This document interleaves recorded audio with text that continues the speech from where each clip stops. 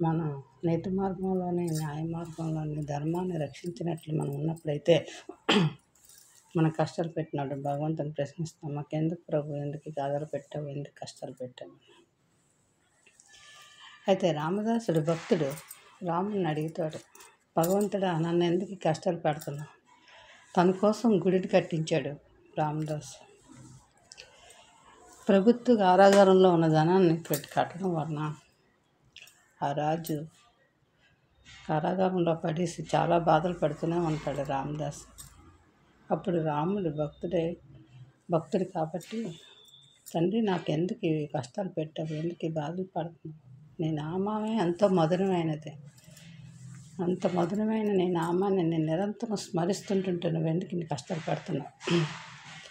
నేను ప్రభుత్వ ధనాంతో నీ భార్య అయిన సీతాదేవికి చింతామణి పథకాన్ని చేయించాను, నీ గుడి కట్టించాను, నాకెందుకు ఇన్ని కష్టాలు పడుతున్నావు అని భగవంతుని ప్రశ్నిస్తాడు రామదాసు. ఎన్నో కష్టాలను భరించిన తర్వాత బందికానంలో ఉంచేస్తాడు రామదాసుని. ఆ యొక్క బందికాన హైదరాబాద్లో గోల్కొండలో ఉంటుంది. బందికానలో ఉన్నా కూడా ఎన్ని కష్టాలు పెట్టినా రామ రామ రామ రామ అని ఆ బందికాన ఖైదీలో ఉన్న గుడిలోనే అతను నామస్మరణమే చేస్తూనే ఉంటాడు.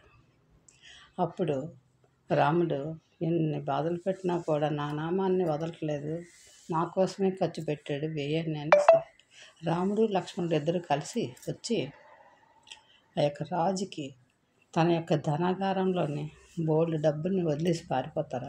ఇద్దరు మాయమైపోతారు.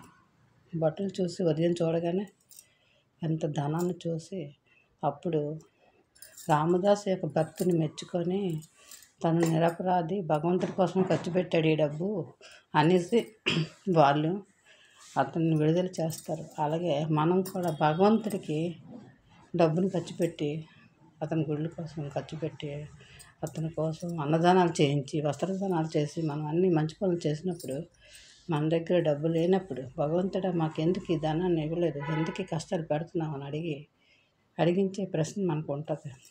అప్పుడు మళ్ళీ మనకు అన్ని ధనాలు అన్ని భగవంతుడు ఇస్తాడు. కానీ నమ్మకాన్ని పోగొట్టుకోకూడదు.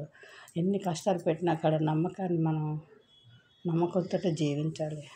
ఆ దేవాది దేవుడు మన యందుండి మన కష్టాలన్నీ తీర్చే దేవాది దేవుడు నామస్మరణ నిరంతరం.